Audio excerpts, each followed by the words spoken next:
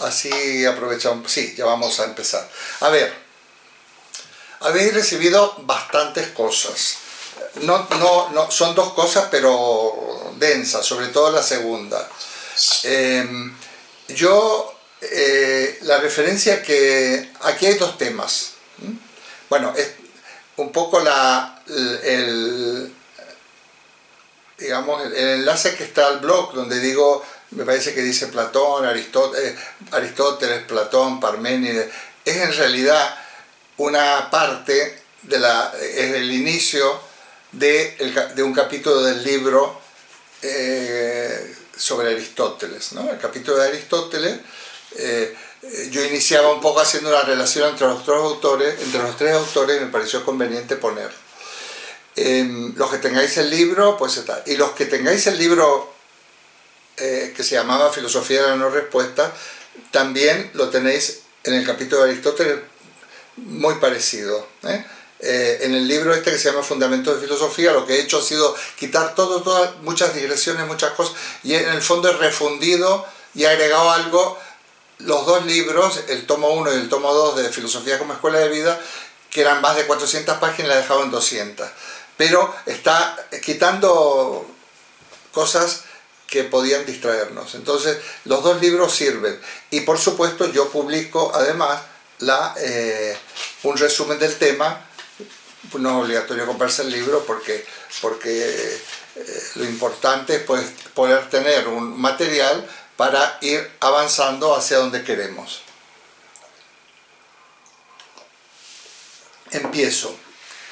La idea sería, hoy voy a llegar a un punto importante de algo que les voy a llamar algo así como, es como una reflexión histórica sobre historia de la filosofía y de la ciencia, porque no olvidemos que lo que se trata es de tener herramientas para el análisis.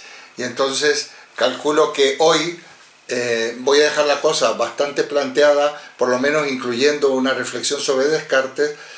No creo que nos alcancemos, pero cuando retomemos, veríamos, no vamos a ver toda la historia de la filosofía, vamos a ver otra parada en Kant, y luego nos vamos a ir ya hacia la ciencia actual, bueno, siglo XX y un poco actual, con algo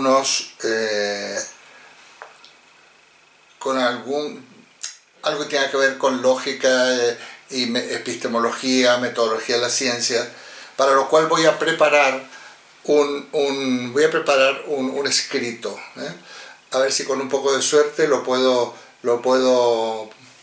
un escrito, no sé, 30, 40, 50 páginas, reuniendo apuntes y notas que tengo, para que lo tengáis como referencia. Bueno, y luego, como siempre, luego pasaríamos a la filosofía del siglo XXI y luego sacaríamos conclusiones. Bueno, muy bien, vamos entonces al tema. Bueno, lo primero entonces,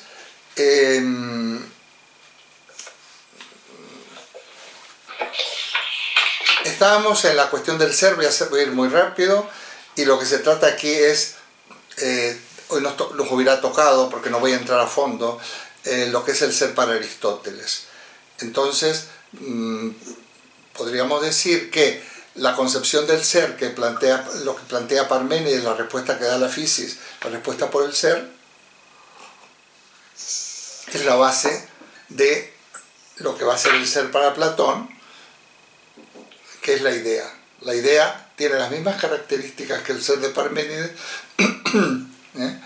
A ella solo se puede acceder a través de la inteligencia, con la diferencia que hay una multiplicidad de ideas, porque el ser de Parménides de alguna manera queda como, vamos a llamarle, como desglosado en los géneros. Las ideas son los géneros. O sea, es lo que en la lingüística actual es el plano, acordados del triángulo semiótico, que para mí esto es súper útil, el plano del significado. Las ideas, los conceptos, los términos, que llamamos ideas, conceptos, términos, depende en el contexto que los usemos, corresponden a los significados dentro del triángulo lingüístico. Significado, significante, referente. ese triángulo es fundamental porque nuestro signo lingüístico tiene, digamos, como estas tres facetas. Sobre todo la relación importante es la que hay entre el significante y el significado. También entre el significado y entre el significado y el referente hay una relación bastante indirecta. La relación significado-significante es el centro de la semántica. Yo espero hacer también una breve reflexión sobre estas cuestiones en el mes de febrero o a partir de febrero. Para Aristóteles, entonces, el ser, sin embargo, es varias cosas. En el libro primero de la Metafísica, Aristóteles dice, lo digo en griego no para hacer alarde, sino porque es importante, ton legetai polajos, ton el ser, polla, poli, de muchas maneras, legetai del verbo lego, de ahí viene también otras legen. El ser se entiende de muchas maneras, o se puede entender de muchas. Eso es lo que dice Aristóteles. Aristóteles empieza la metafísica diciendo, es como si nos quisiera responder a la pregunta y le preguntamos, Aristóteles, ¿qué es el ser para ti? Y diría, bueno, diría Aristóteles, hay muchas maneras de entender o hay muchos sentidos del término ser. Eso es lo que dice Aristóteles. O sea, el término ser tiene varios sentidos. Cuando decimos ser, no es un término unívoco que tenga un solo significado, sino que tiene varios. Él dice, en primer lugar, dice Aristóteles, esto es casi textual, ser es la sustancia. Bueno, aquí está utilizando un término griego que se llama usía, que en el fondo es lo mismo, es que usía es el femenino, es el participio femenino, el femenino del participio presente del verbo ser. Nosotros en castellano no declinamos en género los participios, pero en griego sí, sobre todo en griego clásico. Entonces, en primer lugar es la sustancia y en segundo lugar, dice Aristóteles, el ser son los accidentes. Utiliza una palabra que no nos va a llamar, nos va a resultar completamente extraña, que es simbebekos. ¿Por qué lo digo? Porque nosotros accidente es la traducción de accidens latino.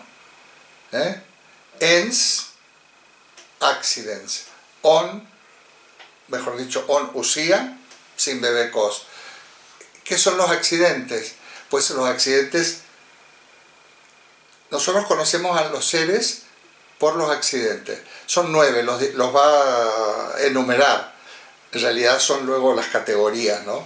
Por ejemplo, qué sé yo, posición, existencia, no existencia, en fin, que las categorías del ser. Lo vamos a ver quizás un poco mejor en Kant. Si me permitís, voy a decir que serían como las propiedades, o las cualidades, pero es muy impreciso el término, muy impreciso. Por ejemplo, la sustancia es el ser en primer lugar, o sea, la primera acepción del ser es la sustancia. Y la sustancia se puede definir en Aristóteles como lo individual y concreto. No voy a ir mucho en esto, quiero dejar fijado nada más. ¿Qué quiere decir lo individual? Pues lo que se distingue individual, esto es una sustancia, esto otro es una sustancia. Concreto, material. O sea, las sustancias son materiales. Pero nosotros podemos conocer la sustancia gracias a que las sustancias tienen unos accidentes. Forma, tamaño, color. Yo si esto fuera transparente, totalmente translúcido, no lo podría advertir. Si no tuviera qué sé yo, una textura. O sea, los accidentes es lo que nos permite conocer la sustancia. Entonces, bueno, esto es una cosa muy elemental, bueno, casi una perogrullada. Pues no, porque lo que va a decir Aristóteles que la sustancia se la conoce en primer lugar a través de los sentidos. Aquello que había quedado aparentemente relegado en Parménides y Platón, Aristóteles lo incorpora. ¿Relegado en qué sentido? Que tanto para Parménides como para Platón, en el caso de Parménides, como es lo mismo pensar y ser, y para Platón se piensa en las ideas, Está hablando de un pensar que es el conocimiento científico, de la episteme. ¿Ah? Esto es muy abigarrado, pero lo iremos ir desgranando a lo largo del curso también, en algún momento.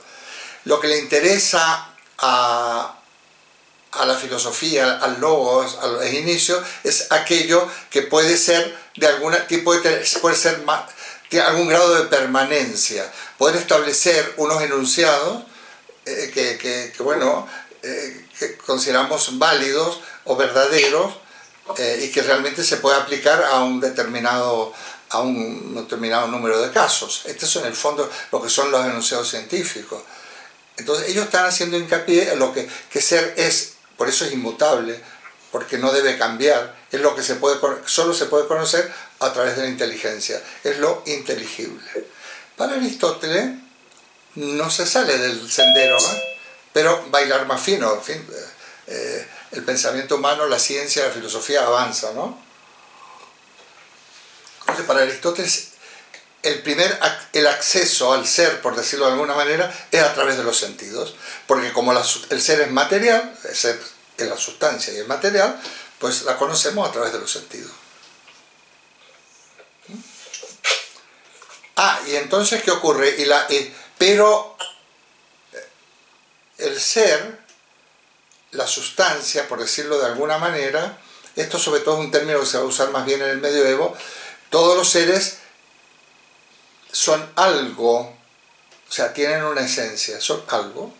Cada ser material es algo, es una planta, es un animal, es una roca, es una máquina, por ejemplo. Y dentro de esas categorías, pues cada ser es algo. ¿Qué es esto? Un lápiz. ¿Cuál es la esencia de esto? Pues, ¿qué es un lápiz? Porque es un ser artificial. Lo hemos construido, o sea, que realmente será un lápiz si cumple la función de lápiz, escribir. ¿Cuál es la esencia de árbol? Bueno, es más complicado. Pero básicamente, como yo digo por ahí, pues que cada cosa pues sea lo que es. Que el peral de peras y que no le pidamos peras al olmo. ¿Qué sé yo? Entonces, pero nosotros llegamos a la esencia, a lo que un ser es, a través del logos. Ya estamos en Platón.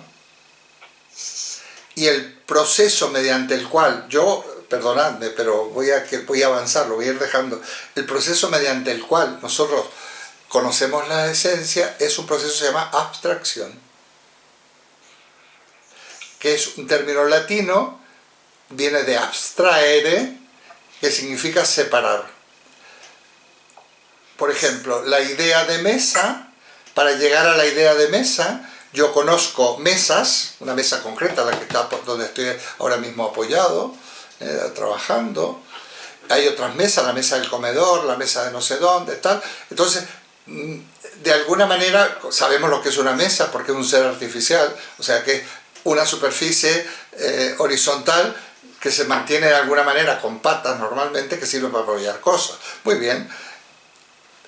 Yo tengo experiencias de mesas individuales, pero en un determinado momento yo abstraigo y obtengo la idea de mesa general que podría aplicar y decir, esto es una mesa. Son predicados. Los que han estudiado psicología evolutiva, en la evolución del pensamiento intelectual, por ejemplo Jean Piaget, saben que en un momento dado de nuestra historia personal pasamos del pensamiento concreto al pensamiento abstracto.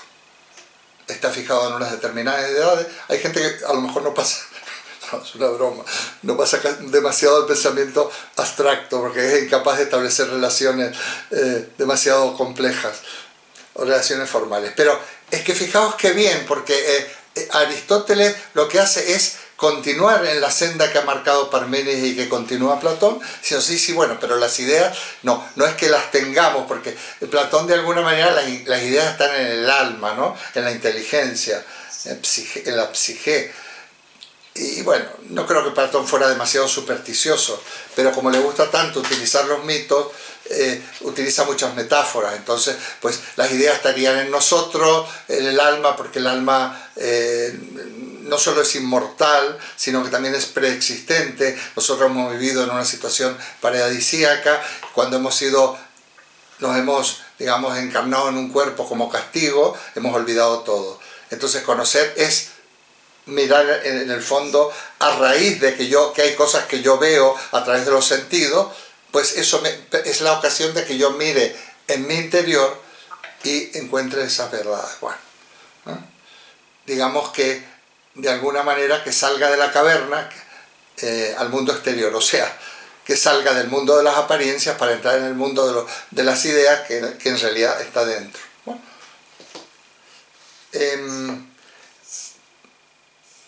espero no haber sido demasiado, pero sí que será importante el concepto de abstracción, de pensamiento. La ciencia se va a mover siempre, los enunciados científicos se mueven en el plano formal.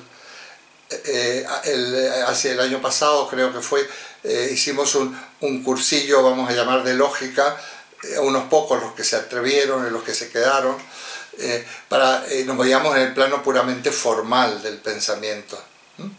Los enunciados lógicos, sobre todo en la lógica actual, no tienen contenido, hay que asignarle, son variables, valores de verdad, son valores de verdad. La ciencia se mueve ahí. Cuando yo enuncio, todos los graves, todos los cuerpos son atraídos por el centro de la Tierra, estoy formulando un enunciado general que se aplica a todos los cuerpos, o sea, que es la ley de la gravedad. Entonces, bueno, muy bien. Voy a decir dos o tres cosas que las voy a prácticamente mencionar y voy a avanzar. Para Aristóteles, una cosa que se llama la doctrina de la causa, tiene que ver con la doctrina de la causalidad. Lo puedes dejar apuntado. En un determinado momento se puede hacer hincapié de nuevo. Se puede hacer un apartado, de decir, Eduardo, mira, yo es que me gustaría profundizar en este tema. Bueno, yo no tengo problema si nos ponemos de acuerdo a hacer algún tipo de conexión y soy un profesor en realidad, soy un docente y para lo que estoy. No soy un conferenciante, ¿no? Entonces no me molesta, al contrario, si buscamos el momento, pues alguien que tenga inquietudes no lo voy a dejar tirado. Entonces, por ejemplo, con Teodoro tomamos un café, Teodoro. Yo sé que a Teodoro le gusta más otros aspectos, pero no importa, tomamos un café cuando quieras. Con Teodoro hemos ya tomado más de uno y siempre nos cunden. Nos ponemos nuestros bozales y nuestras cosas y tomamos un café. Bueno, para que una sustancia exista, concurren 4 causas. La causa no es una sola, hay 4, según Aristóteles. Lo voy a decir como corresponde. Para que una cosa sea, concurren 4 causas. Para que una cosa sea, concurren 4 causas. Cosa es res, en latín, substantia también, en latín, la sustancia de Aristóteles. De ahí viene realitas, ya lo hemos dicho, conjunto de las res. Para que haya una cosa, una sustancia, concurren 4 causas, no una, 4. Primera causa material, pero primera, lo organizo así, ¿no? O sea, materia. Para que haya una sustancia tiene que haber materia. Aquí hay, por decir así, una porción de materia. Si no hubiera materia, olvídanos, o nos olvidamos. No hay sustancia. Tiene que haber, además, toda sustancia tiene una forma, amigo. Forma viene del griego morfé. ¿Sabéis qué quiere decir también morfé? Idea. O sea, fijaos, toda sustancia es materia que expresa una esencia, o sea, una idea. Esa es la forma. Eso es lo que una cosa es. Lo que una cosa es lo que es, si queréis, eso es, lo podéis medio subrayar, es la esencia. Y a través de lo que una cosa es, si nosotros llegamos a conocer su esencia, podemos definir una cosa, definir una sustancia. Para Aristóteles, tal como hemos dicho, el tema de la definición también es un tema muy importante, lo podéis apuntar, aparecerá a lo mejor en algún momento. siempre las cosas, las sustancias, se definen por género próximo y por diferencia específica. Lo hemos dicho ya. Canis lupus. El género es los cánidos, la especie lupus, hay canis canis. Homo sapiens, somos los homínidos. Homo neanderthalensis, por ejemplo. Dos especies dentro del género Homo, de los homínidos, del género Homo. Entonces, materia que expresa, por decir así, algo que desarrollaría, vamos a llamar, pero no me gusta, una idea, o sea, una materia que es algo. Mirá qué interesante una cosa que os voy a decir. La materia, ¿os acordáis que la materia para Parménides era no ser? Y que yo insistí que no había que no había que equiparar no ser a nada, porque directamente entraríamos en un camino de error tremendo. No ser, la materia, toda la materia no es que objeto de ciencia, no se puede pensar en la materia. Y para Platón va a pasar igual, y para Aristóteles es no ser. Pero a ver, si tú acabas de decir que las sustancias son materiales y ahora me dices que la materia es no ser. ¿Y sabéis por qué es no ser para Aristóteles? Porque la materia universal, es incognoscible. Nosotros no conocemos materia, conocemos la materia de algo material. Aristóteles a esa materia que es incognoscible le llama materia de Gillet, no importa. Prima Gillet. Materia prima, materia primera, de ahí viene materia prima. Y luego está deutera, materia segunda. La materia universal, la materia prima, es incognoscible, es no ser. No ser ¿qué? No ser conocida, no puede ser conocida. Y es permanentemente, o sea, jamás podremos conocer a la materia universal. Porque siempre que conozcamos materia, vamos a conocer la materia de una cosa material.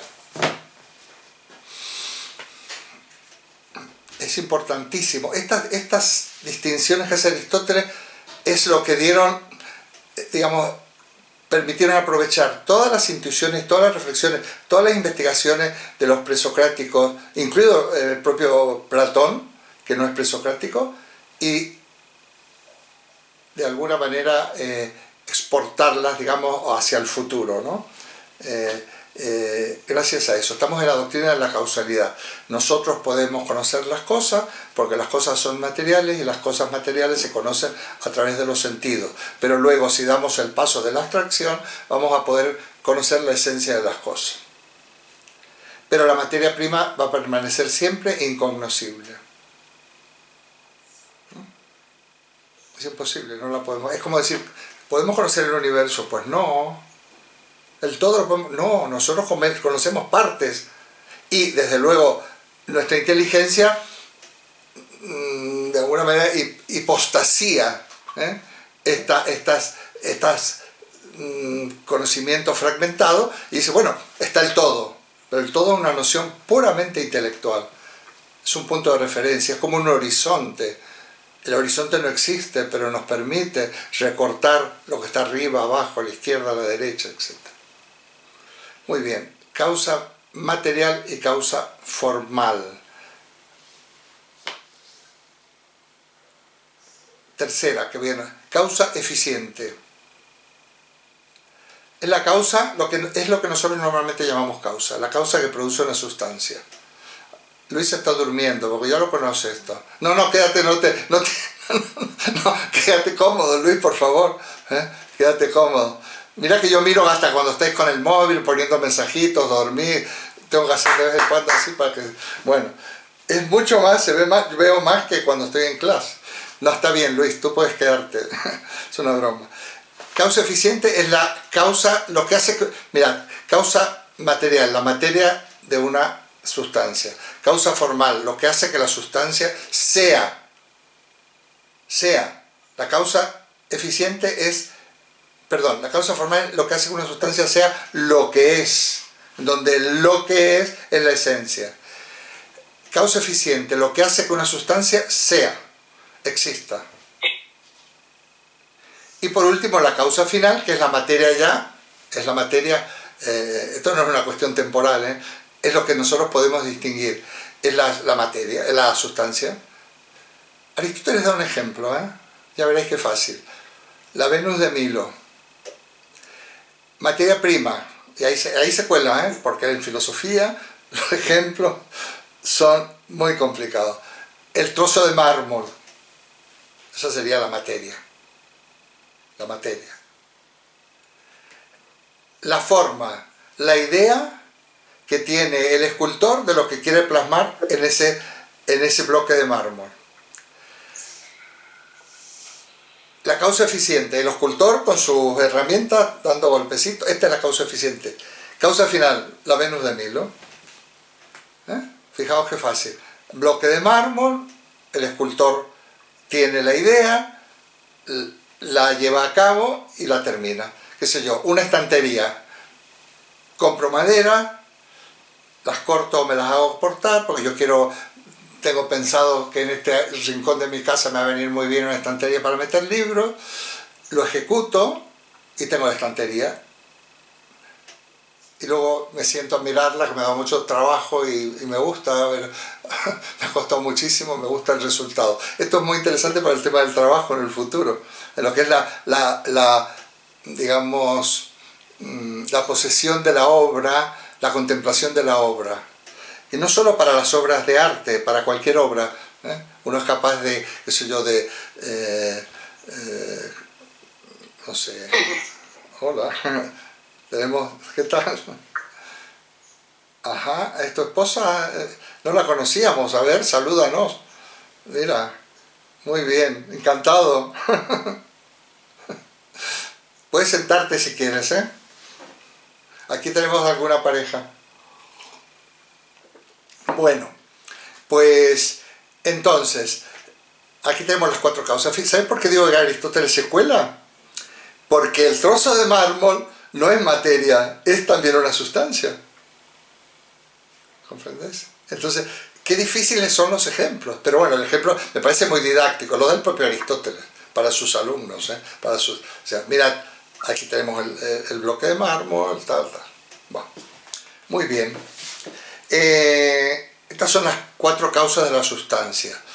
Será muy importante la doctrina, sobre todo la causalidad eficiente, que se podría enunciar que para que todo ser o toda cosa necesita una causa, o que todo ser necesita algo que lo hace ser, va a ser fundamental y va a ser digamos, un hilo, una columna vertebral del pensamiento.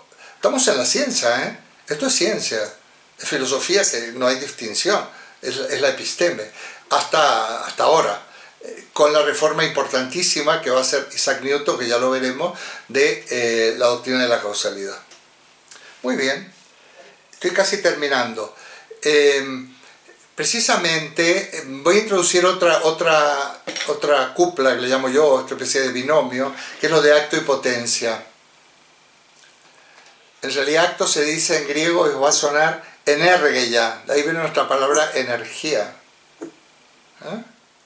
O sea, un ser en acto es un ser en toda su energía. Nuevamente vamos a los ejemplos. Dice, Teo ha iniciado... a ver, ¿qué ha pasado? Teo ha hecho algo. Me sale que ha hecho algo. Ha iniciado no sé qué. Entonces, voy a ver... Se la imagen. Espera. Pero no comparte pantalla. Ahora, ya, ya, perfecto. Bueno, pues entonces... un ser en acto es un ser, una sustancia es un ser en acto.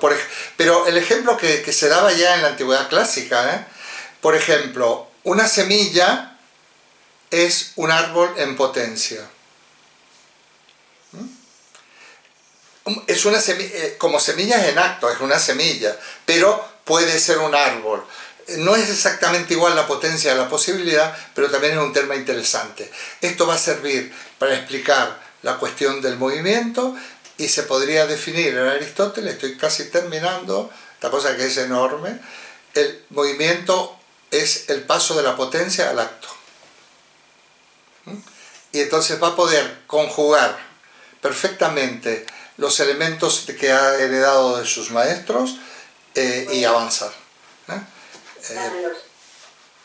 Por ejemplo, siempre cuando yo estaba con los estudiantes les decía, vosotros sois estudiantes universitarios en acto, licenciados en potencia. Por ejemplo. Ahora bien, ¿se puede estar en acto y en potencia? No se puede estar en acto y en potencia respecto de la misma cualidad y al mismo tiempo. Yo no puedo estar despierto y dormido. No puedo estar despierto y dormido. Porque o estoy despierto o estoy dormido. Estar dormido sería un accidente, por ejemplo. Da igual eso. Entonces, pero estos dos elementos de acto y potencia se pueden aplicar al ser, que es la sustancia, ser en sí, o a los accidentes. En la sustancia, el cambio, es que esto es, de verdad que es apasionante si estuviéramos un rato, porque es una construcción lógica, pero también de física. Aristóteles es un físico, no olvidéis que es un físico, impecable. Entonces, la sustancia solo cambia en dos momentos, nacimiento y muerte. Por ejemplo, las sustancias, vamos a ver, orgánicas, o también las inorgánicas. Nacimiento es empezar a ser y dejar de ser. Eso es la sustancia. Ese es el cambio sustancial.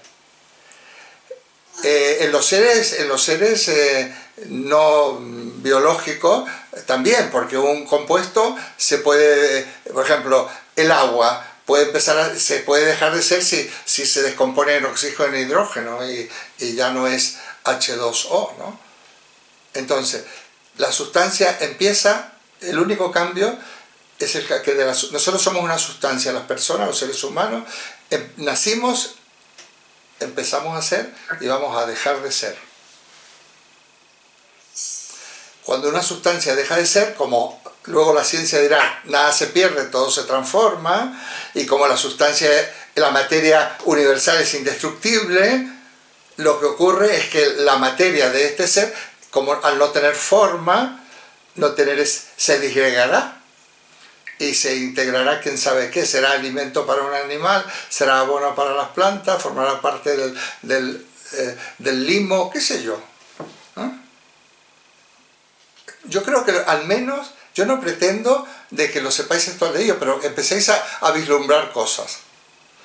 ¿Y qué pasa con los accidentes? Porque hemos dicho que el ser se dice de muchas maneras. Bueno, el ser tiene diversos sentidos, la traducción literal se dice de muchas maneras, pero no me gusta. En primer lugar, es la sustancia, en segundo lugar, los accidentes.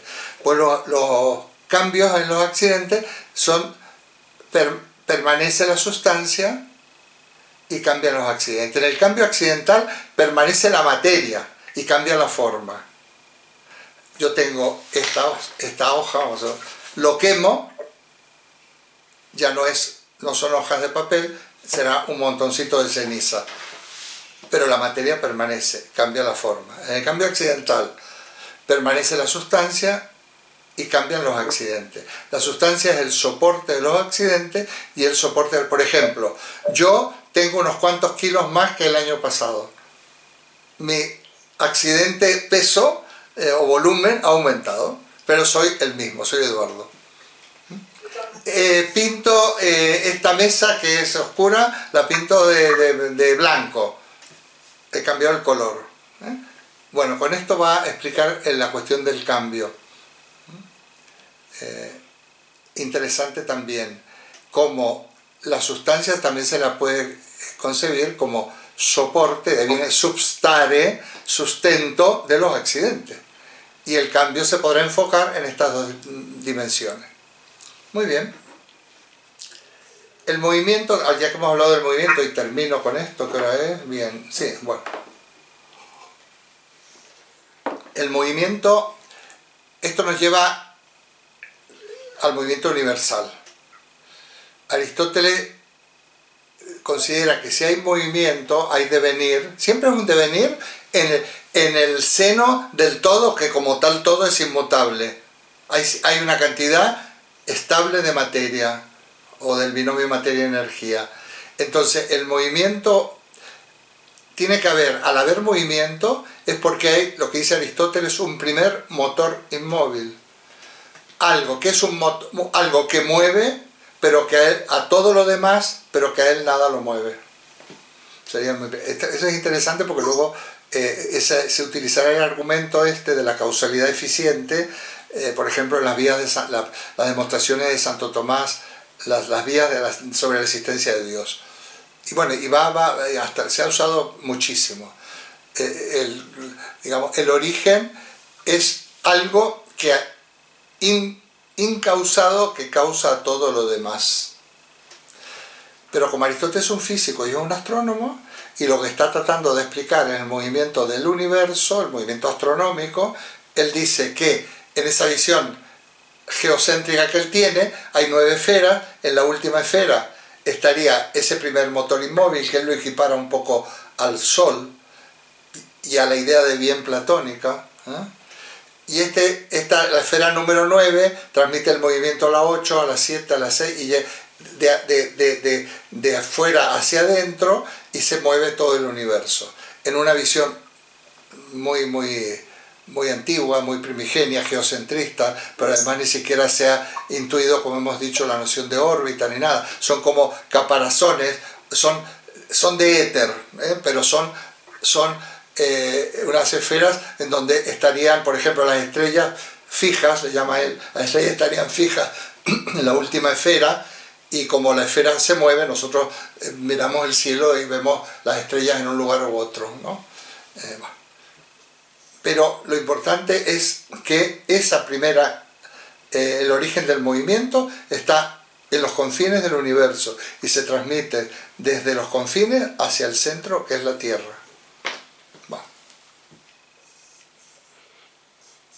Esto ha servido muchísimo luego a los cristianos cuando han tenido que ponerle contenido a su concepto de Dios. El concepto de Dios que ha primado, transportado por el cristianismo a nuestra cultura occidental, en realidad es un Dios cuyo contenido son las ideas filosóficas de la Grecia clásica. Incluso la concepción del hombre, esa concepción dualista platónica, alma-cuerpo, el cuerpo es lo malo, el alma es lo bueno, todo esto, la religión, que es la manera en cómo cierta filosofía ha llegado a la gente en general, aún la gente que no ha tenido el más mínimo estudio, el cristianismo ha sido, el contenido de la religión, un mal contenido, un contenido que a mí no me gusta para nada.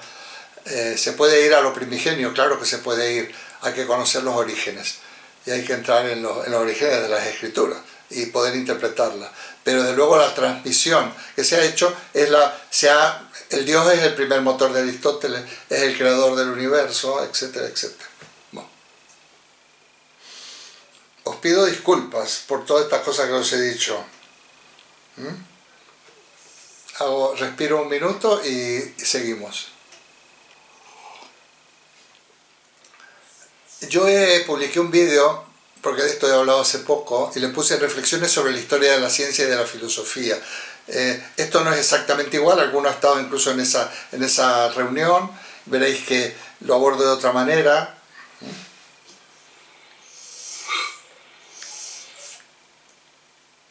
Muy bien. El pensamiento aristotélico, al cual tendremos que volver, si no es ahora, el año que viene, o el otro, si es que estamos aquí, da sus frutos en Alejandría. Fijaos, la Academia de Platón está muy arraigada en Atenas y de alguna manera Atenas seguirá el centro de la cultura y del pensamiento ateniense, seguirá siendo la academia. Los platónicos, los neoplatónicos y demás. En cambio, la filosofía aristotélica, que es en realidad una física y una astronomía y y ciencias naturales, va a dar todo su rendimiento en Alejandría, en aquella institución que de la Biblioteca de Alejandría, que creo que comentaba, y si no lo digo, que es como la primera universidad, ¿no?, de nuestra historia. Pues ahí anima a la investigación científica, en medicina, en astronomía, en ciencias naturales, en distintas cuestiones, matemáticas. La matemática egipcia es una matemática muy avanzada en relación a la matemática griega, que en realidad es una geometría. Por eso en Alejandría se pueden llegar a mediciones y avances muy importantes. Por ejemplo, el número pi, 3, 14, 16, pues eso se enuncia en Alejandría, un ejemplo. Y aquí el personaje que solo quiero nombrar es Ptolomeo. Ptolomeo sustenta el geocentrismo aristotélico, pero con un rigor científico completo. Desde luego, las mediciones que realiza Ptolomeo son exactas y vigentes. La única diferencia entre Ptolomeo y Galileo es que en Ptolomeo está visto todo desde la Tierra, y Galileo ya piensa que, como ya sostiene la teoría heliocéntrica, digamos, es justo la versión inversa. Ptolomeo tiene que explicar, por ejemplo, las órbitas. Ya se habla de órbitas, no son caparazones. La Tierra sigue siendo el centro, pero como esas órbitas en realidad sabemos ya hoy en día que son elípticas, y Ptolomeo quiere explicar por qué este planeta a veces está aquí y otras veces está mucho más cerca. Entonces, si uniéramos todos estos puntos, describiríamos una elipsis. Y lo que hace Ptolomeo es introducir las nociones de cuante, de los epiciclos, ¿no? Para lo cual introduce dos elementos, de cuante y deferente, que no voy a explicar ahora, pero un epiciclo es un giro circular, pero es un giro, los planetas irían haciendo este movimiento. La resultante es una elipsis, porque yo si uno, cuando el planeta está más alejado, con el que está más alejado de aquí, tengo la parte más larga, digamos así por decir, de la elipsis. Y si uno los elementos interiores, tengo con un eje más corto.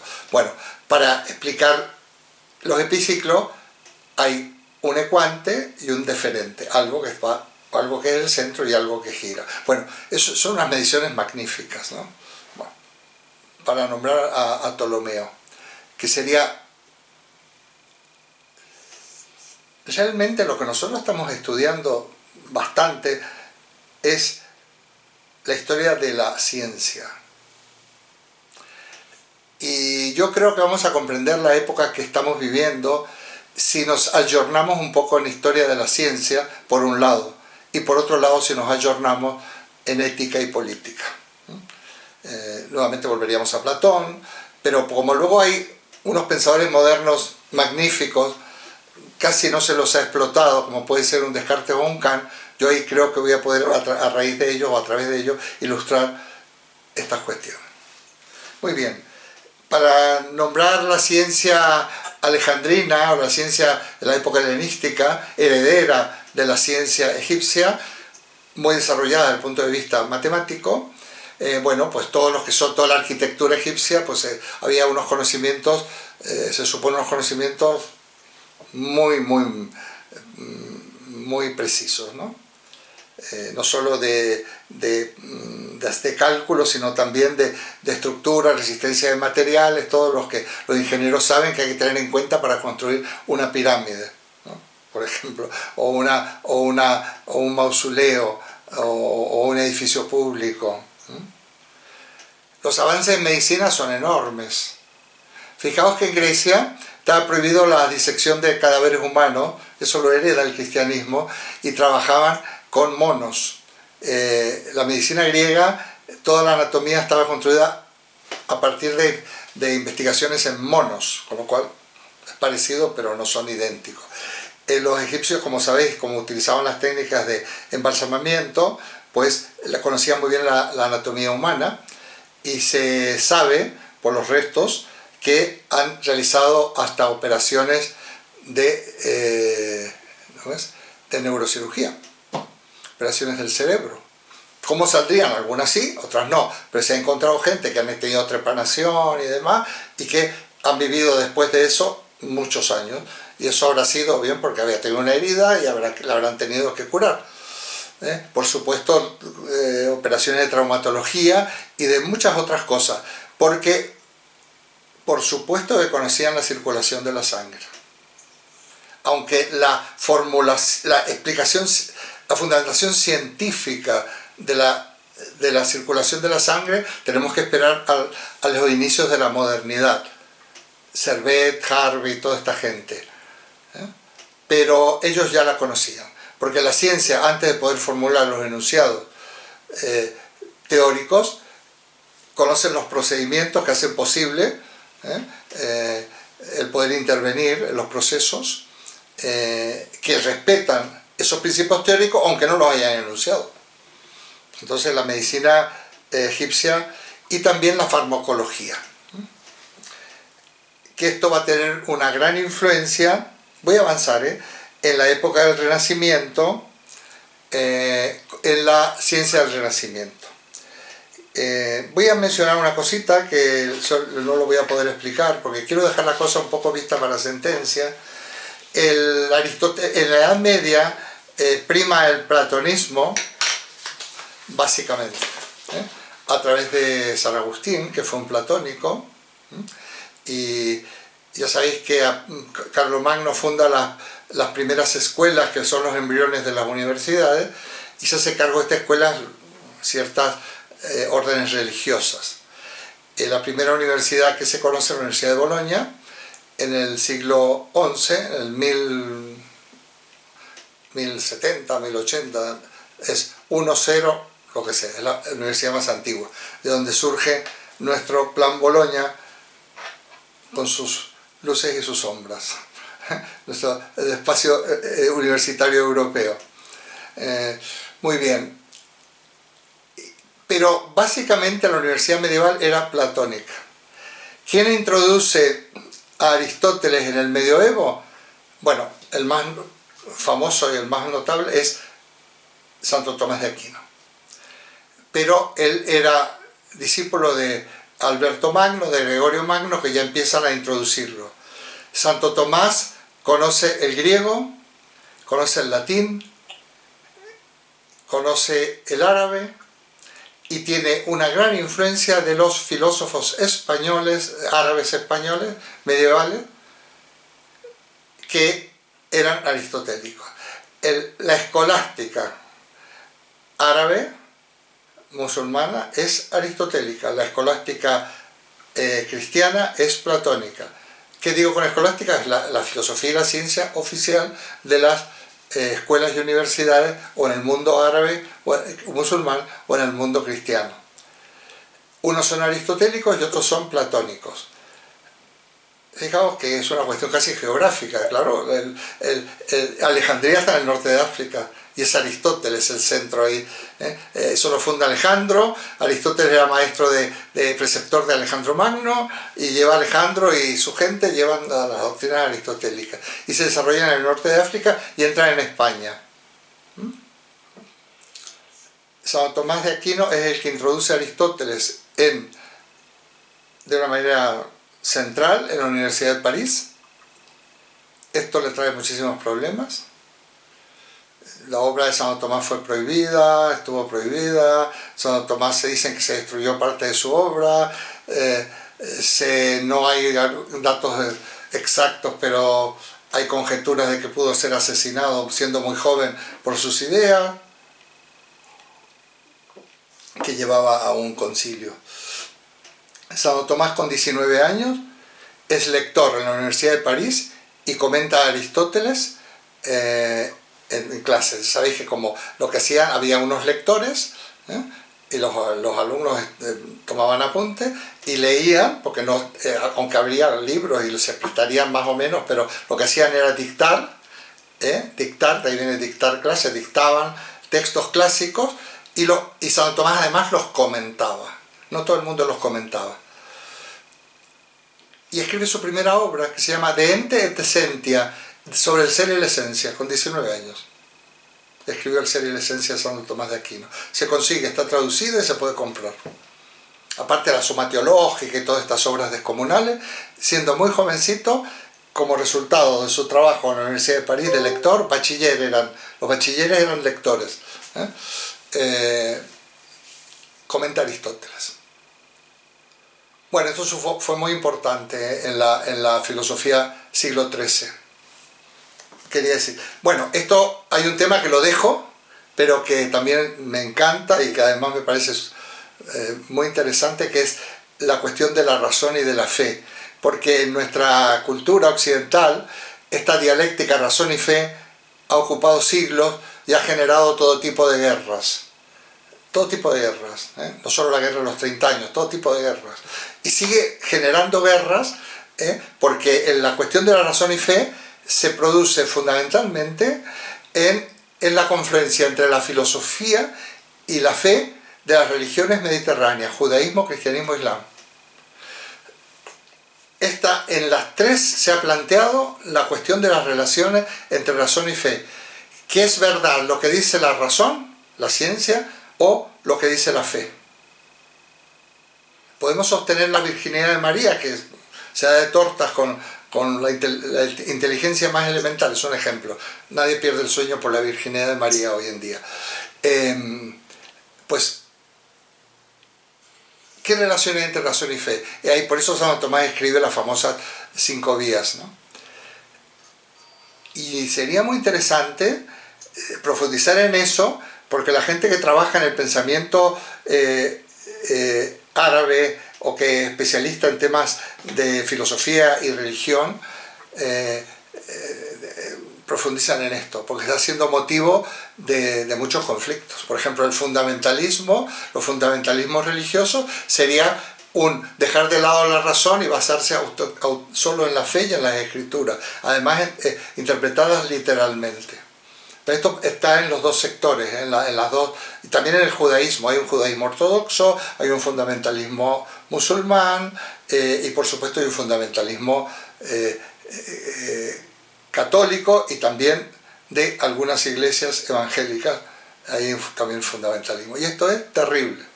Tenemos, por ejemplo, el Bolsonaro de Brasil, es un fundamentalista evangélico. Terrible. O Donald Trump, son fundamentalistas cristianos, no solo los del Opus Dei y los legionarios de Cristo. Bueno, es un temazo, pero ahí está. La gran novedad del medioevo, Guillermo de Ockham, siglo XIII, Oxford, y su movimiento se conoce como nominalismo.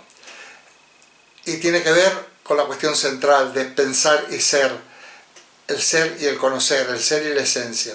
Para Guillermo de Ockham no se puede conocer la esencia de las cosas porque nuestros significados, nuestras ideas, el contenido de esas ideas son precisamente rótulos o etiquetas que por consenso le ponemos a cosas que se parecen. Las mesas, las sillas, los lápices, los árboles, pero no expresan la esencia de las cosas, porque la esencia de las cosas no se puede conocer. Ockham, como buen inglés, tiene esa digamos, son empiristas los ingleses, no solo Guillermo de Ockham, sino todo el empirismo inglés moderno, y el conocimiento, pero esto también lo era Aristóteles, el conocimiento empieza por los sentidos y no podemos, y las ideas siempre son significados solamente, son muy avanzados desde el punto de vista de la semántica y de la lingüística. Muy interesante. Ahí aparecerá Newton muchos siglos después, varios siglos después, Isaac Newton, que es inglés, y es el que reformará la doctrina de la causalidad aristotélica y reformará la ciencia. Bueno. En el Renacimiento, perdóname esta panorámica, pero si es necesario, si os aguantáis, podemos quedarnos 15 minutos más. Yo sé que Francisco se va pitando y es el que nos cierra la sesión. No nos la cierre, Francisco, hoy. Espéranos, tú vete si quieres, pero si Francisco es el encargado de cerrar. El que se aguante, termino yo. A ver, en el Renacimiento, yo recomiendo, en la historia de la filosofía de Abagnano se escribe, 2B Abagnano, Nicolás Abagnano, cuando os vais es una historia magnífica, a mí me encanta, está muy bien escrita. Él habla, en el origen del Renacimiento, él dice que en la historia de la ciencia hay 3 grandes momentos en el propio Renacimiento. Estamos hablando del siglo XV-XVI. Las etapas serían la magia, la filosofía natural y la ciencia propiamente dicha. Del Renacimiento, magia, amigo. La magia es el germen de la medicina y de la farmacología actuales, científica. Los médicos magos eran médicos que curaban, porque eran herederos de la ciencia helenística, de la ciencia de la época de Alejandría. Y los magos conocían procedimientos para curar. Habían, por supuesto, habían diseccionado cadáveres humanos que estaban prohibidísimos, y por eso se asocia la magia con lo macabro, porque esos cadáveres se los tenían que procurar clandestinamente, y había gente que negociaba, que vendía esos cadáveres cuando los robaba o lo que sea, y los vendía. Por lo tanto, la medicina mágica, la medicina surge como magia. En unos lugares estupendos es en Toscana, que es el origen del Renacimiento, también del origen de la ciencia. El Museo de la Ciencia de Florencia es muy interesante, porque ahí está ahora lo han puesto muy didáctico. Antes estaba muy abigarrado, pero casi me resultaba más atractivo. Lo han dejado demasiado vacío para mí, con demasiado texto y fotos. Antes está muy cerquita ahí de la Plaza de la Señoría y demás.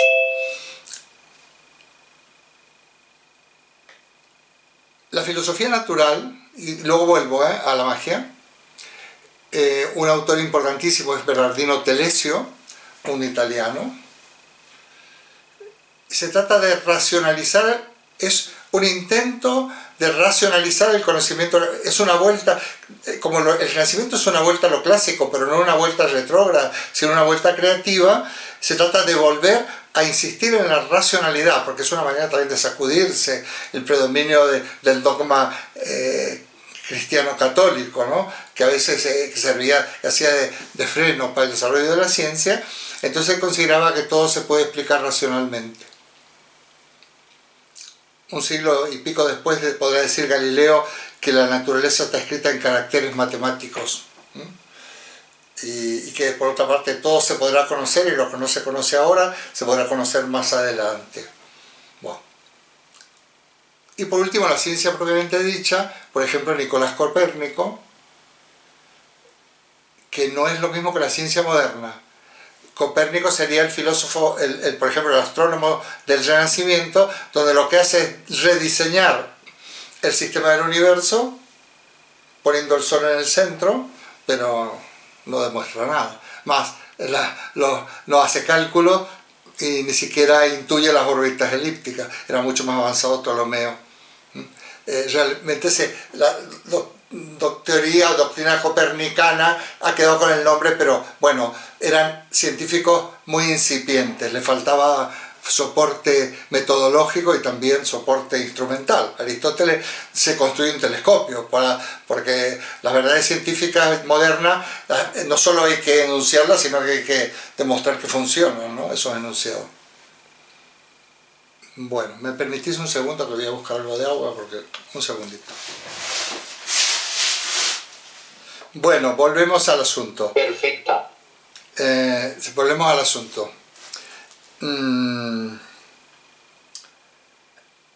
A ver, estas 3 etapas que destaca Bagnano tienen algo en común, mucho en común. Fijaos, cuando había, vamos a comparar la magia, ¿no? Cuando había un enfermo, en la Edad Media, los enfermos se curaban con muy pocas cosas. Alguna sangría, unas cuantas compresas y demás, y sobre todo mucha oración, mucha oración. Porque en el fondo se consideraba que la enfermedad era un designio de Dios. El determinismo clásico de los griegos es asumido por las doctrinas cristianas al pie de la letra. Es increíble. No, esto es así porque Dios lo quiere. Mira, qué suerte, que es un afortunado porque Dios lo ha llamado. Va a llegar antes que nadie a estar en su reino, ¿no? Y entonces la única solución es rezar, la solución más importante, solo para el individuo, pero sea para una sequía, para una plaga, mucha oración. No sé si lo han puesto en práctica hoy en día para la pandemia, a lo mejor tendríamos que rezar más. Bueno, pues el mago es un irreverente, porque el mago, primero, la magia la cultivan algunos personajes un poco, vamos a decir, que están fuera de lo central. Iba a decir marginales, pero marginales no que sean marginales ellos. Por ejemplo, los judíos eran bastante propensos, algunos judíos, a cultivar la magia. También algunos religiosos, algunos monjes que conocían los escritos y tenían más en sus bibliotecas los escritos de la antigua ciencia clásica y de los médicos magos. Hay algunos famosos, Fracastoro, Johann Reuchlin, un alemán, esos son médicos magos, médicos, pero magos. ¿Qué ocurre? Que la medicina oficial de la oración y de baños calientes o baños fríos y sangría, pues, por ejemplo, cuando un personaje importante de la política, un monarca, un rey, un gobernante, enfermaba, también llamaba a los magos, porque eran los que se sabía que curaban. Una cuestión que tiene que quedar muy clara. Los magos consideran que se puede intervenir, esto es importantísimo porque esto va a ser la ciencia moderna, se puede intervenir en los procesos naturales y corregirlos, modificarlos y ponerlos al servicio del hombre. Por ejemplo, una enfermedad no es designio divino. Una enfermedad tiene unas causas que podemos no conocerlas, pero podemos intervenir y por lo tanto podemos curar con medicamentos que en aquellos laboratorios que podemos ver en el Museo de Florencia, se ve claro que ellos fabricaban, por supuesto, las medicinas que se nos daban, algunas de ellas que habían pasado los filtros de la historia y que venían ya desde siglos atrás, porque lo que se mantiene hasta nuestros días es aquello que de alguna manera ha sido exitoso. Imaginaos los años que hace que la gente se toma una manzanilla, que en realidad lo que hace es tomar agua caliente, que es muy digestiva, pero se toma una manzanilla, ¿no? Entonces eso se ha mantenido. Poleo menta, por favor, en vez de un café en un restaurante, ¿no? Bueno, yo no lo podría, yo no puedo. Se puede intervenir en los procesos naturales. Esto es muy importante. Esto significa que se puede torcer los designios de Dios. Y además, si los magos curaban y el médico oficial no curaba, los magos serían condenados por hacer pactos con el demonio, porque si ellos que no curaban en nombre de Dios, curaban entonces...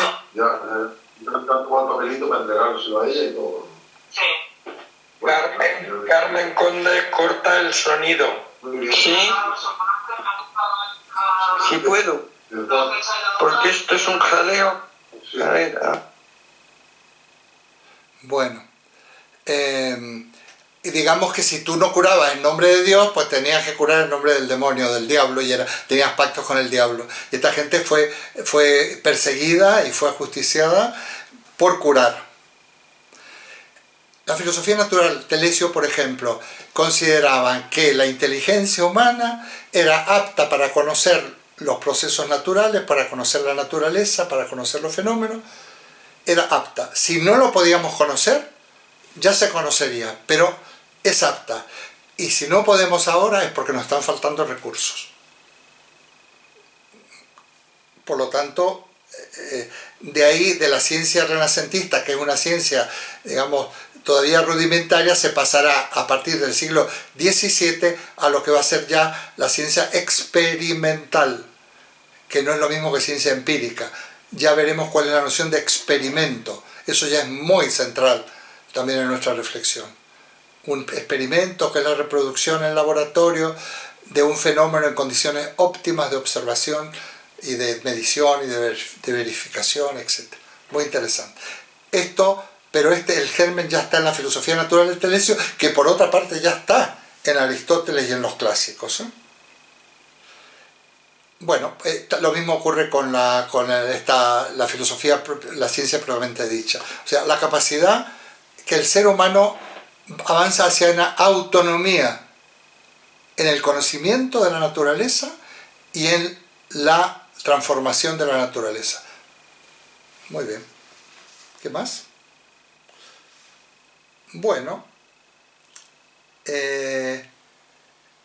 aparecerá Kepler y Galileo, aparecerá Descartes en el siglo XVII, tres grandes matemáticos. Descartes es el fundador ni más ni menos que de la geometría analítica. No podríamos, digamos, ¿cómo es? No podríamos ¿cómo es la palabra? Representar ecuaciones, sino es en un eje de coordenada x, y que es el eje de coordenadas cartesiano, de Cartesio, que es el nombre latín de Descartes. Entonces, Descartes es realmente, son los tres grandes matemáticos del siglo XVII, Kepler, Galileo y Descartes. La matemática es la ciencia paradigmática, ejemplar, y al modelo de las matemáticas se va construyendo el método científico del siglo XVII. En el siglo XVIII la ciencia paradigmática es la física, Isaac Newton. La obra de Kant, Crítica a la razón pura, no es ni más ni menos, la cuestión central es la fundamentación de la física. Es una obra de epistemología de la física, básicamente, también de las matemáticas. Pero la Crítica a la razón pura de Kant es el soporte necesario para poder encuadrar la física newtoniana. Él conocía muy bien a Newton y ejerce una enorme influencia sobre él. Bueno.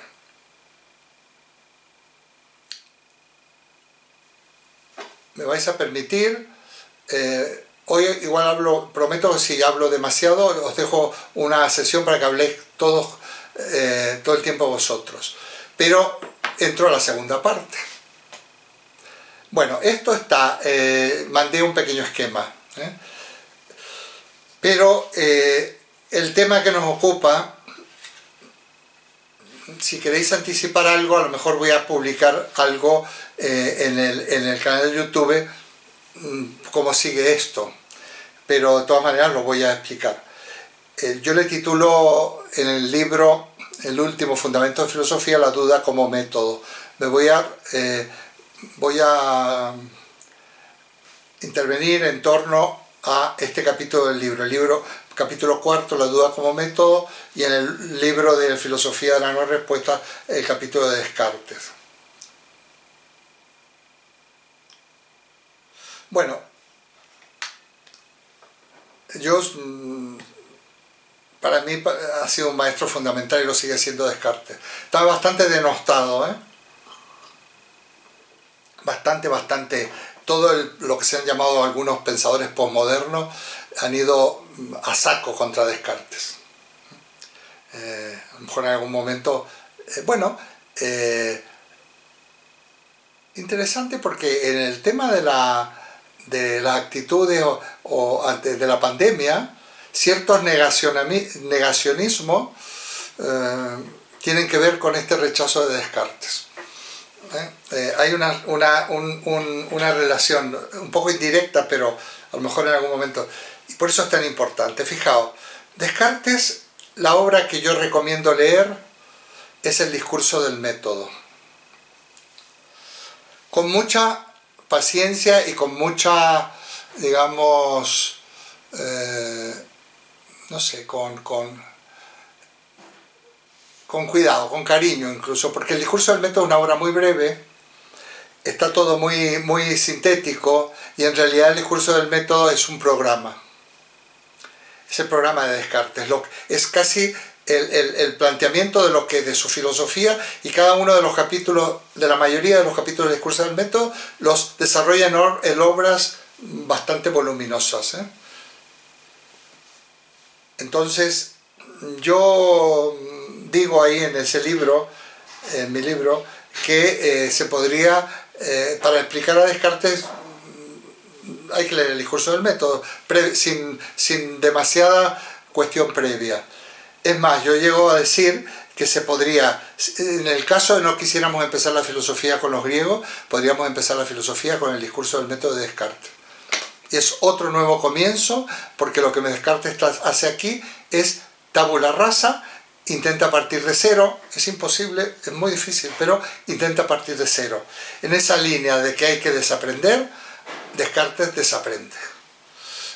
Entonces, para mí es un modelo, cuando yo digo filosofía para desaprender, que lo aconsejo y demás, bueno, es que hay que hacer, Descartes nos marca un camino, dejar de lado lo que ya sabía para indagar y ver si hay algo, puedo conseguir algo que verdaderamente se sostenga. La primera parte del discurso del método, por si la queréis leer, es una autobiografía intelectual. Es muy cortita, ¿eh? Bueno, en el discurso del método, si alguien no te dice estas cosas, a lo mejor pasa desapercibido y dice, bueno, vaya rollo. Pero esto ya yo lo he dicho, es como ir a una exposición sin saber mucho del artista en cuestión, Kandinsky, por ejemplo, y yo me acuerdo cuando iba a esa exposición con alumnos y todo, decía, vaya tontería, esto es un dibujo infantil, esto lo hago yo, esto lo hacen mis hijos. Bueno, gracias a que tuvimos una guía estupenda, una compañera mía, una profesora de arte, te enseñaba a ver. Bueno, yo pretendo enseñar a ver un poquito Descartes.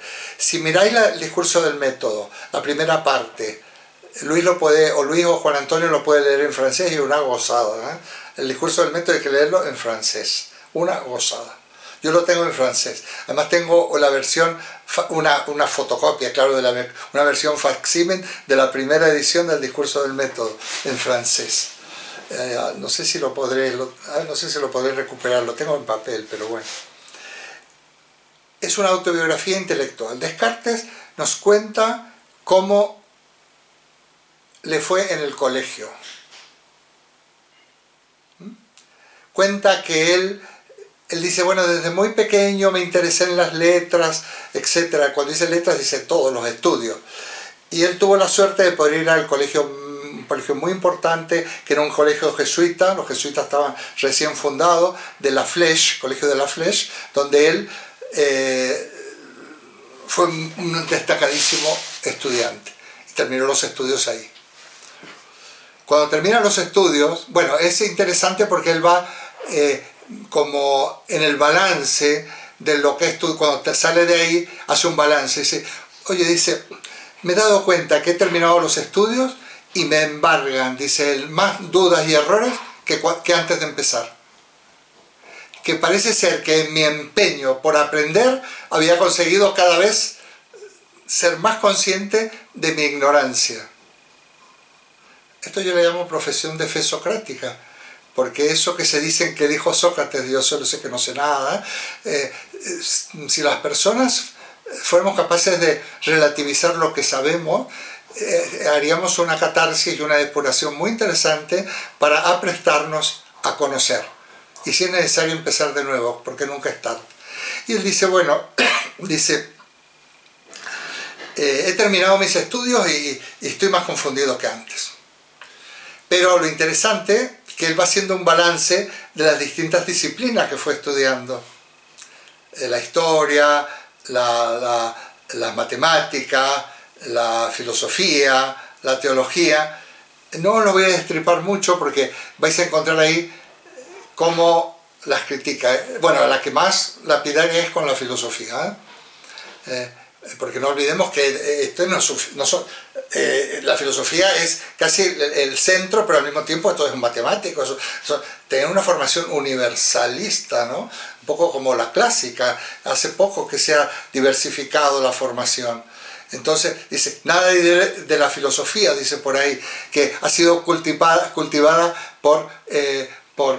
no, la filosofía sirve, que esto me ha quedado grabado, dice, para hablar con verosimilitud de cualquier cosa y hacerse admirar por los menos sabios.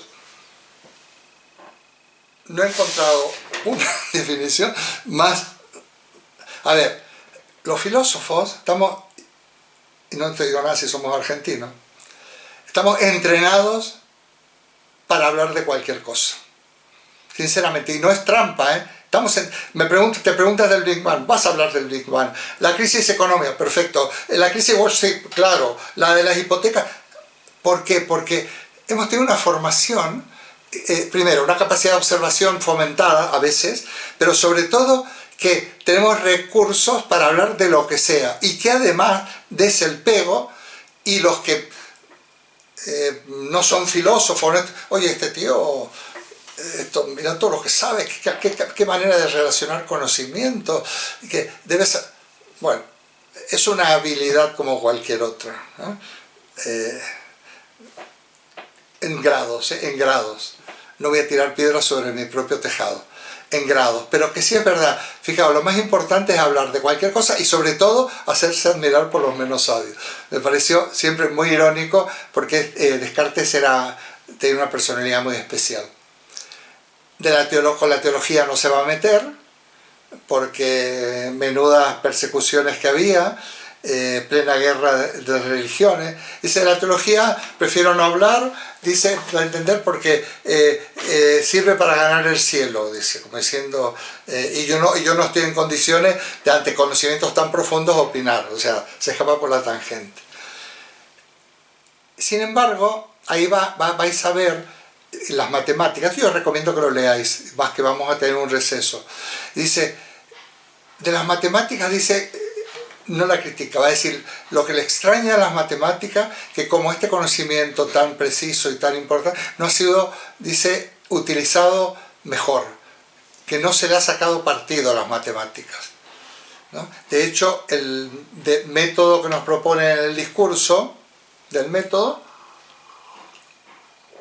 es un método desarrollado a partir de las matemáticas. El tipo de certeza que busca el método cartesiano es la certeza de las matemáticas. Del mismo modo que el tipo de certeza que busca el método kantiano es el de la física. Porque uno está influenciado por la física de la ciencia de la época, que es la matemática. Él mismo era un matemático y en el caso de Kant por la física newtoniana. Bueno, pero cuando termina los estudios, que por lo visto le ofrecieron quedarse ahí en el colegio de la Flèche, dice, me propusieron, bueno, lo dice de otra manera, ocupar el lugar de mis maestros, como diciendo, quedarse ahí, pero él no, dice, yo aquí decidí cerrar los libros. Bueno, él se consideraba que sabía mucho, eso sí, a pesar de todo, dice, porque yo había estudiado todo, lo que me echaron y más, dice, y sin embargo me seguían invadiendo dudas y errores, ¿no? Dice, y no será por falta de estudiar, no será por falta de no tener unos maestros que eran los más brillantes de la época y estaban prácticamente en el mejor colegio del mundo, o de Occidente por lo menos.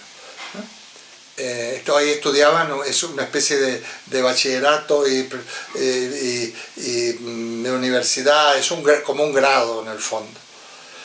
Y dice, lo que decidí cerrar mis libros y abrir el mundo del libro y de la vida para recorrer otras cortes y ejércitos, aún los lugares más extraños, para ver si podía encontrar lo que estaba buscando. O sea, Descartes deja los estudios, deja el mundo académico, en el cual nunca va a ejercer, nunca va a ser, él va a tener reuniones, estilo encuentros, estilo seminario, cosas por el estilo, pero él nunca ejerció de profesor.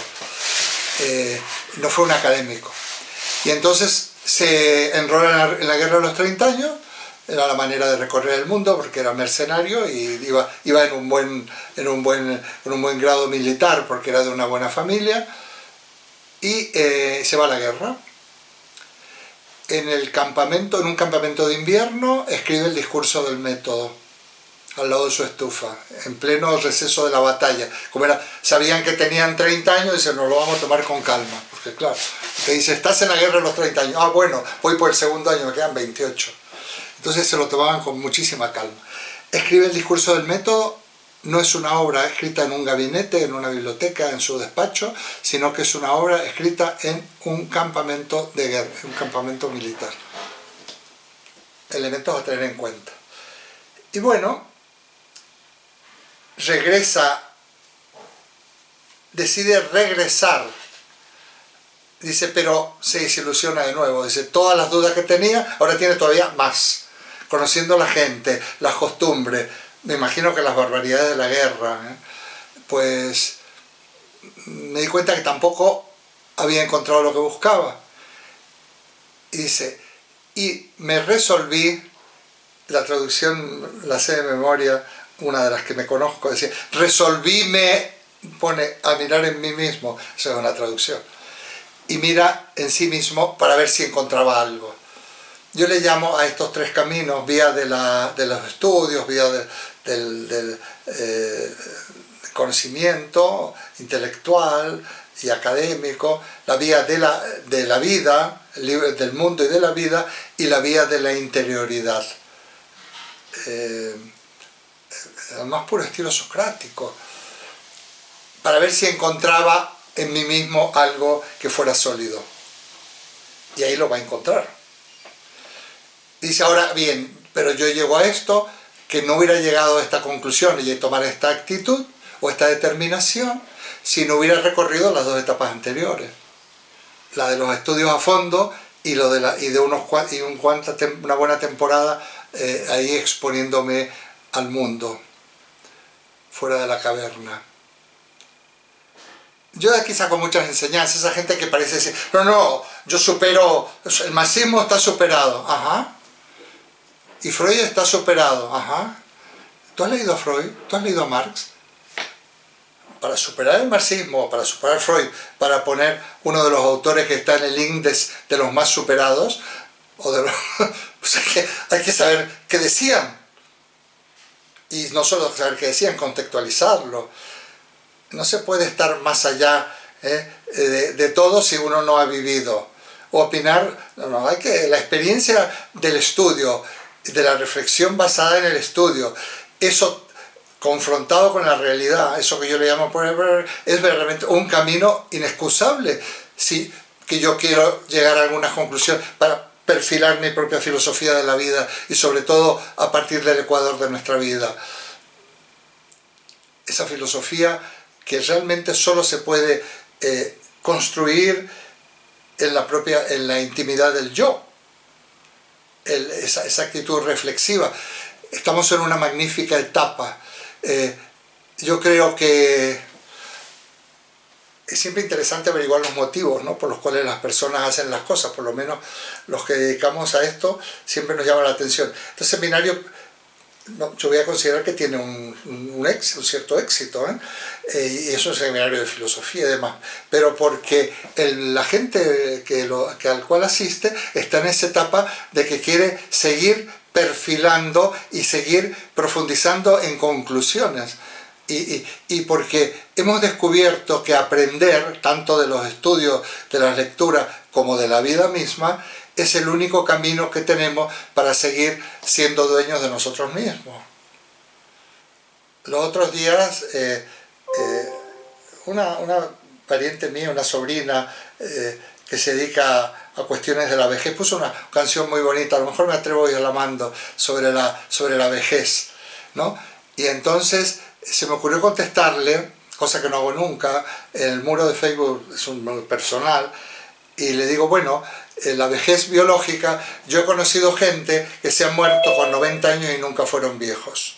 Por ejemplo, mi madre.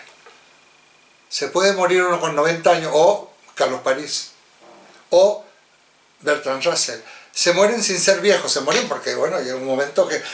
y además se mueren por tonterías, claro, se mueren o por un coronavirus o por una gripe, una neumonía, que se mueren las personas mayores y tal, no depende de ti, pero te puedes morir sin haber sido viejo nunca. Y no ser viejo significa mantener esa fuerza en acto, energía, la energía de ser tú como persona. Y eso, la filosofía, la ciencia, el conocimiento, el arte, bueno, el conocimiento en general, ayuda mucho y potencia mucho. Por eso que para mí Descartes es muy interesante. Descartes va a mirar en sí mismo y dice, y aquí encontré la piedra angular de lo que estaba buscando, una verdad inconmovible, dice él, porque todo podía ser puesto en duda. Lo único que no se podía dudar es que dudó. No voy a ser riguroso todavía en la formulación de esto. Él dice, encontré que esta verdad, cogito ergo sum, o en francés, je pense donc je suis, es tan inconmovible que ni las más extravagantes dudas de los escépticos pueden conmoverla. Textual cito de los que yo me conozco de memoria. ¿Y esto qué es? O sea, que yo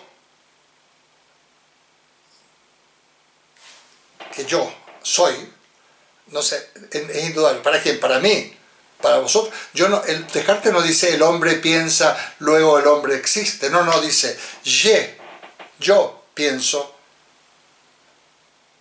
Y tampoco dice pues en el sentido discursivo de que el pues que enuncia una conclusión. Dice un donc, que los que saben francés, quiere decir pienso, soy. Lo que dice Descartes, pienso. En el mismo momento que pienso, intuyo que soy. No es una deducción, sino que es una intuición. La intuición de mi propio yo es inconmovible.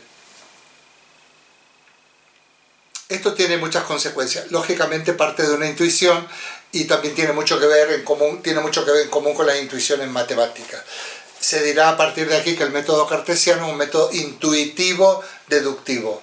Intuitivo se parte de una intuición primigenia y después rigurosamente se produce un proceso deductivo de lo cual se puede derivar un sistema según el razonamiento lógico-matemático. Pero bueno, el pienso luego soy. Así termina la primera parte autobiográfica. Aquí veréis que he puesto, yo lo tengo con negrita, unos fragmentos. Eso es lo que he compartido, lo que he publicado. Lo podéis leer mientras tanto o antes de leer el discurso del método. La segunda parte del discurso del método habla de las reglas del método. Bueno, el método es el subtítulo del discurso del método dice para llegar a la verdad en las ciencias. Así pone. Este es un método para llegar a la verdad, que es lo que le interesa a Descartes, ¿no? Y precisamente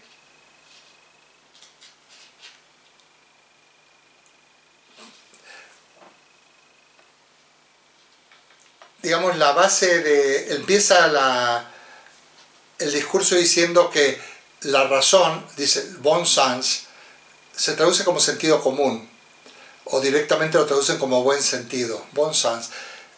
Esto es razón. Según Descartes, la razón es la cosa mejor repartida del mundo. O sea, todos tenemos la capacidad. Entonces, ¿dónde está el error? Porque él intenta averiguar cuál es la causa o la fuente del error, en que no lo usamos bien.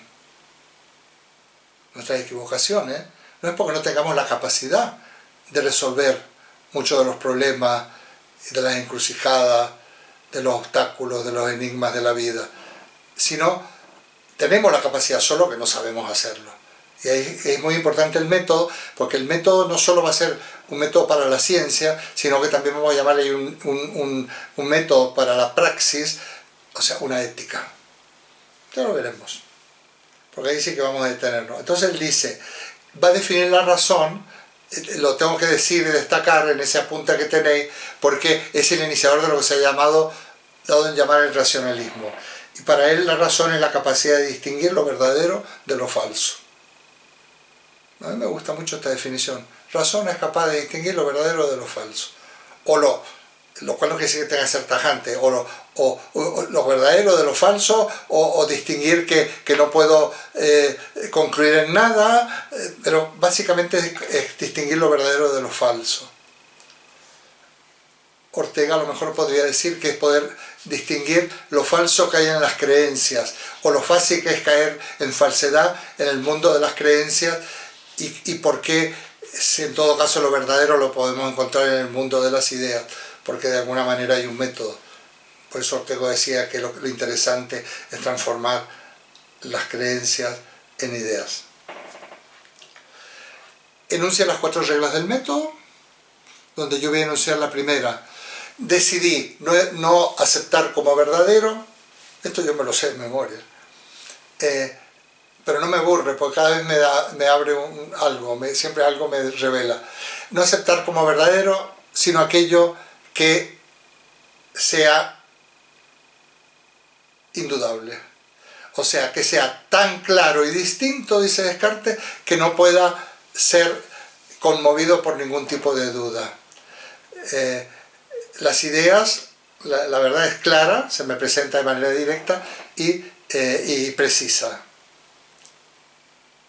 Bueno, y luego va enunciando las reglas del método. Lo primero es, digamos, no aceptar como verdadero sino lo que se me presenta claro y distinto. Luego, evitar las causas del error, la precipitación y la prevención. Si vosotros vais a la segunda parte del discurso, se puede leer, pero vais a ver que hay 4 reglas. En realidad, la primera es la más importante y las otras son subsidiarias, como pasa mucho en lógica. En lógica la regla fundamental es la regla de identidad y las demás son derivados de la regla de identidad. Lo veíamos en el cursillo de lógica del año pasado. En la tercera parte del discurso va a hablar de la moral provisional. Leedlo, es interesante también. Y habla de 4 máximas. Yo mantengo lo de reglas y máximas porque estoy hablando de las reglas, estoy hablando del método, y cuando estoy hablando de máximas estoy hablando de la moral. También son 4. La moral, que él considera que esas reglas son provisionales, a diferencia de las reglas del método científico, por decirlo así. Leedlo, porque abrimos otro capítulo, porque son provisionales. Fijaos, casi todos los capítulos y todo lo que trata en el discurso se plasma en obras definitivas, vamos a llamarle. La moral provisional, nunca se escribió la moral definitiva. ¿Por qué? Podemos luego comentarlo. Porque la moral es cambiante, digamos, la moral es dinámica, no hay una moral definitiva, por eso no la escribió. Pero es muy interesante las reglas de la moral.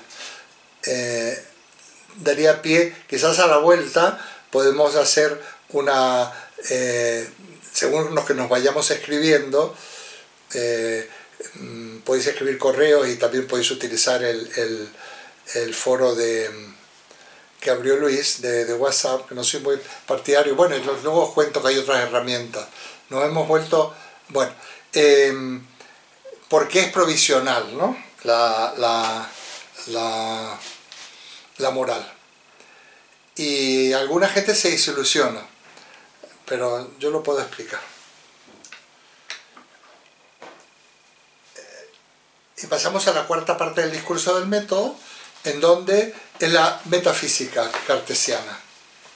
La quinta y la sexta parte están muy unidas a la ciencia de la época, son digresiones relacionadas con la física, la astronomía y demás, como muy rudimentarias. O sea que yo diría que si llegáis hasta la cuarta parte, suficiente, a no ser que por curiosidad queráis leer aquello. Habla del movimiento, él presenta una teoría de los torbellinos, bueno, una cosa un poco... demasiado, a mi modo de ver, renacentista, poco perfilada, porque la física todavía no ha hecho su aparición de manera estelar, ¿no? En la cuarta parte de hablar de las ideas. No voy a entrar en ello, quiero sacar conclusiones breves hoy. Para él hay tres tipos de ideas: las ideas que vienen de los sentidos, que le llaman ideas adventicias, las ideas que tomamos de los sentidos; las ideas que yo me invento, ideas ficticias, son fuentes del error; y las ideas innatas. Aquí viene una cuestión muy controvertida del pensamiento cartesiano. Él considera que el alma, el yo, tiene tres ideas innatas que forman parte, casi al modo de San Agustín: la idea de sustancia pensante, la idea de sustancia infinita, que es Dios, y la idea de sustancia extensa. Bueno, esto es un mundo.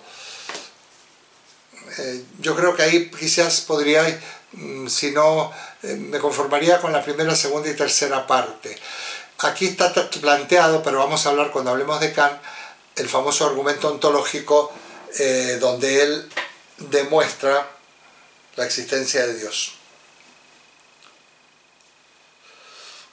Él demuestra la existencia de Dios. Descartes fue bastante perseguido, pero el Dios cuya existencia va a demostrar Descartes, en realidad es un Deus ex machina, es un Dios de un supremo arquitecto, es una causa primera del universo, es el Dios del deísmo, que también es un tema enorme, que no sé si lo vamos a tratar en este curso.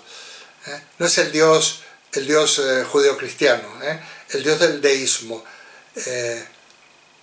el supremo arquitecto, el gran hacedor. En todas las constituciones políticas después de la independencia de los países de América Latina, inspiradas en la Ilustración y en los principios de la Revolución Francesa, hacen votos al supremo hacedor o al gran arquitecto.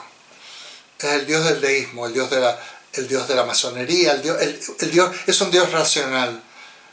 Se empieza a deificar la libertad, la razón, la justicia, con los ojos vendados, la Estatua de la Libertad, que está en la entrada de Nueva York. Se desconsagran los templos, las iglesias, y se los dedica a deidades racionales. De ahí hablamos del deísmo. El deísmo va a ser la antesala del ateísmo, porque un Dios visceral, ancestral, el Dios de la creencia, el Dios de la fe, que no es lo mismo fe y creencia, es indestructible. El Dios racional se cae como un castillo de naipes. Es la antesala del ateísmo. Porque una creencia arraigada, nadie te la quita abajo. Una creencia que en realidad una construcción del